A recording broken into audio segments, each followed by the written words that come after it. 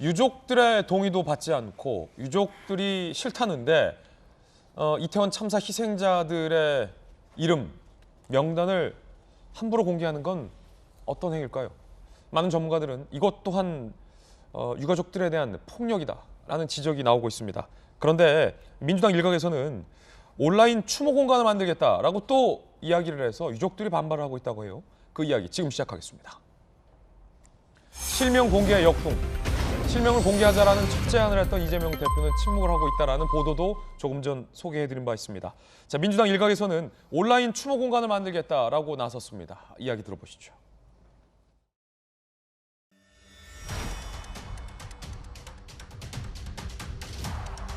윤석열 무정부의 가짜 추모를 밀어내고 진정한 추모를 시작할 때입니다. 12구 참사 희생자 온라인 기억관 개설을 준비하겠습니다. 이름을 가리고 어디다가 추모하는지도 모르는 그런 상태로 지금까지 추모를 하거나 장례를 치른 적이 있습니까? 158명이 어찌다 한 뜻이겠습니까? 그죠? 실명 공개를 원치 않은 분들은 땡땡땡으로 하고 실명 공개를 동의하는 유족은 실명을 밝히면 되는 것이죠. 친야 성향의 매체들이 실명을 공개했고 유가족들과 진보 성향, 진보 진영에서도 많은 비판이 쏟아지고 있는 가운데 민주당 일각에서는 끝까지 실명을 공개하는 온라인 추모관을 만들겠다라는 겁니다. 그럼 유족들은 이 이야기를 미리 듣고 동의를 했을까요? 유족들 입장입니다. 동의 없었다. 유족 A씨, 들은 바 없다. 최소한 유족 찾아와 동의 구해야 다른 목적의 추모를 이용하려는 건 아닌지 걱정된다. 유족 B씨, 특정 정당이 온라인 추모관 개설을 결정하고 실명을 공개하자 말자 하는 건 누가 봐도 정치적 목적이다라고 유족들은 동의 없었다라고 반발하고 있습니다. 명단 공개에 분노까지 했어요. 유족 C씨, 이름 알아야 추모한다 하는데 누가 우리 애 이름 불러달라고 했냐. 이게 사실 가장 부모님 마음 아니겠습니까? 누가 우리 애 이름 불러달라고 했냐고요. 누가 우리 애 이름 공개하라고 했냐고요. 이게 이 문제의 본질인데 자꾸 그 본질이 왜곡되는 것 같아 안타깝습니다. 친구 몇 명과 회사 말고는 안 알렸는데 제3자가 마음대로 말이 되느냐. 유족 D씨, 딸이 잃고 정신없이 지내는 와중 어떻게 조치 취해야 할지 모르겠다라는 반발도 나오고 있습니다.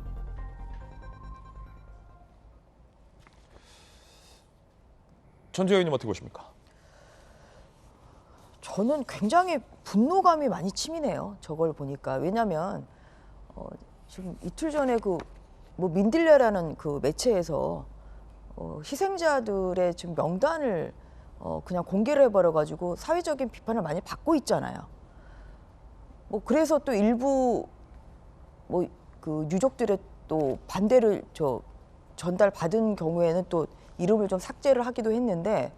지금 여기에서 그쳐야죠. 그런데 지금 민주당의 의원들이 지금 온라인 추모 공간을 만들겠다는 게 결국은 또 이름 쓰고 뭐 경우에 따라서 사진까지 좀 올릴 수도 있다. 사실 그렇게 생각이 되거든요.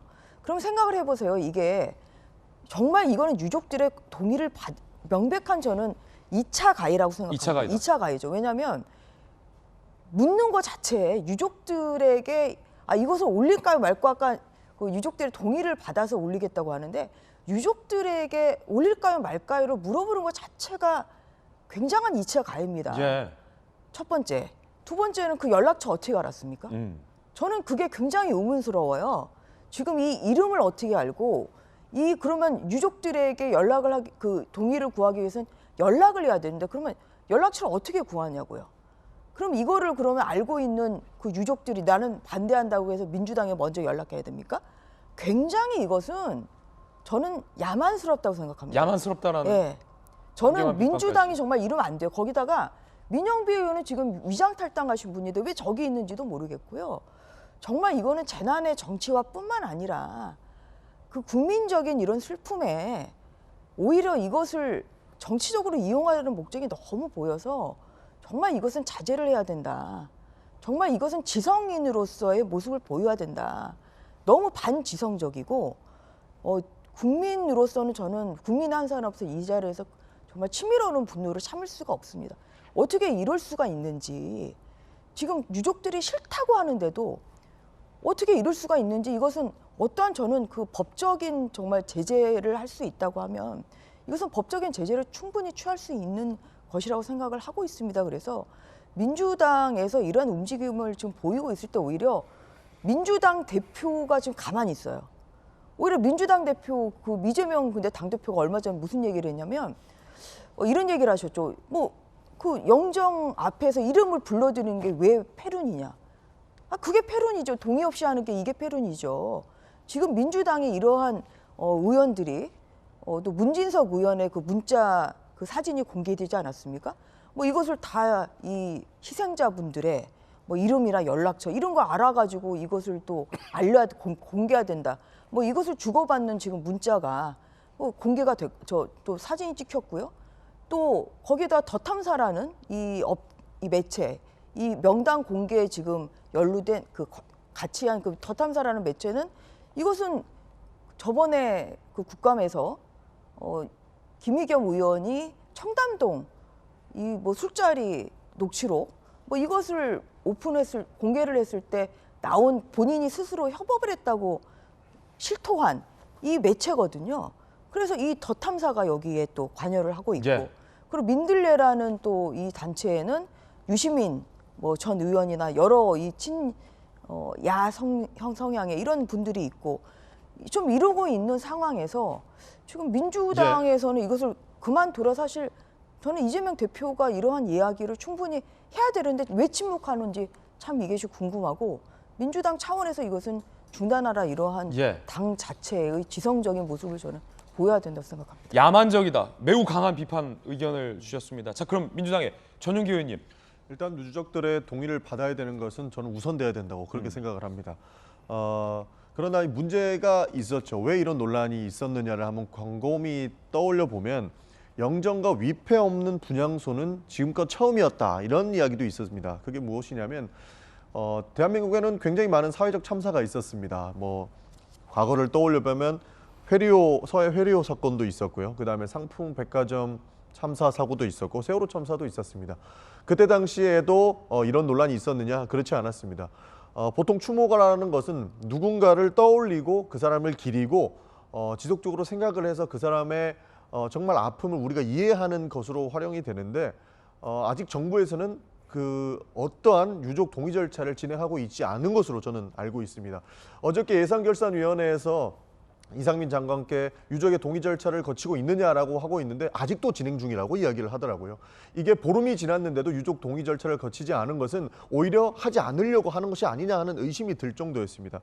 그런 측면에서 이것을 누군가를 떠올리고 기리는 추모 공간을 전체적으로 차단하려고 하는 것 아니냐 하는 의심이 있었습니다. 그래서 일부에서 왜 아무것도 안 하냐, 그리고 일부 유족들은 어떻게 그리고 어떤 계획을 가지고 앞으로 어떻게 처리할 것인가에 대해서 왜 정부 측에서 알려주지 않느냐 하는 이야기도 했었습니다. 그래서 좀 이렇게 많이 진보적인 성향에서는 이름을 공개를 한 것 같은데요. 사실 유족의 동의가 없는 이름 공개는 사실 부적절하다는 비판도 저는 맞다고 생각을 합니다. 그런 측면에서 이 사회적 참사라는 것은 우리가 단순히 지원금만 주고 장례 비용만 주고 끝내버릴 문제는 아니다라는 것이 하나 또 있거든요. 정말로 이 사회적 참사라는 것이 대한민국의 시스템이 망가졌기 때문에 일어나서는 안 되는 이런 많은 희생자를 낳았기 때문에 우리가 앞으로 이런 문제를 재발하지 않기 위해서는 굉장히 많은 아픔들을 같이 공유를 해야 되는데 그런 측면에서 유족이 원한다면 희생자의 이름도 공개하고 함께 우리가 누군가를 기리고 떠올리는 모습을 보여야 하지 않을까 저는 그렇게 생각을 합니다.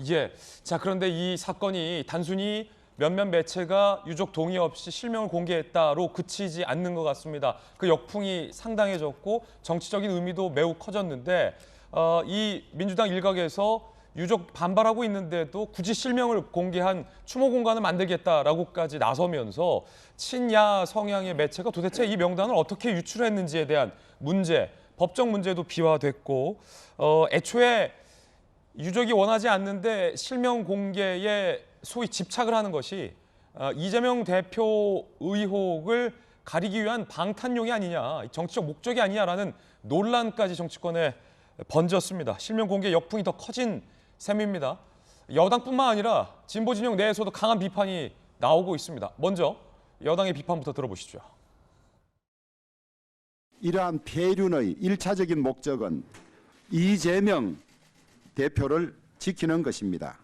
인간의 얼굴을 한 야만이라는 말조차 그들에게는 너무 관대합니다. 유가족의 동의도 없이 이름을 공개하고 길거리로 뛰쳐나가 할당된 목표를 채우는 서명운동이 진정한 추모입니까? 추모를 빙자한 계획된 정권 전복 운동입니다. 안타까운 젊은이들의 희생을 범죄 혐의자 이재명 구하기에 이용하지 마시기 바랍니다. 그 배후에는 더불어민주당과 이재명 대표 측의 관여가 있다는 의혹을 지울 수 없습니다. 여당뿐만 아닙니다. 조정훈 시대전환 대표, 이정미 정의당 대표 등도 강하게 비판했습니다. 정의당 입장 어제 소개해드렸고 조정훈 시대전환 대표 입장 살펴보시죠. 이재명 대표를 강하게 비판했습니다. 이재명 대표님, 희생자 명단 공개 이제야 적성이 풀리십니까? 죽음의 정치 이제 그만하시죠. 라며 시대전환의 조정훈 대표는 강하게 이재명 대표를 비판했습니다. 죽음의 정치 그만하라 라며 이재명 대표를 비판했습니다. 문재인 정부 때 임명한 송두한 국가인권위원장도 유가족 동의 없는 명단 유출은 매우 유감스럽다라는 입장을 냈습니다. 들어보시겠습니다. 어제 이 명단을 공개한 것에 대해서 어떻게 생각하십니까? 저는 매우 유감스럽게 생각을 하고요. 피해자 가족들의 입장을 배려하지 않은 채 명단이 공개됐다라고 하는 점이 가장 문제라고 생각을 하고요. 언제나 피해자 중심주의라고 하는 원칙에 입각해서 생각을 해야 된다고 생각합니다. 공개한 매체 더 탐사, 민들레 이게 두 개의 매체인데 여기를 인권위 차원에서 고발해야 되는 거 아닙니까?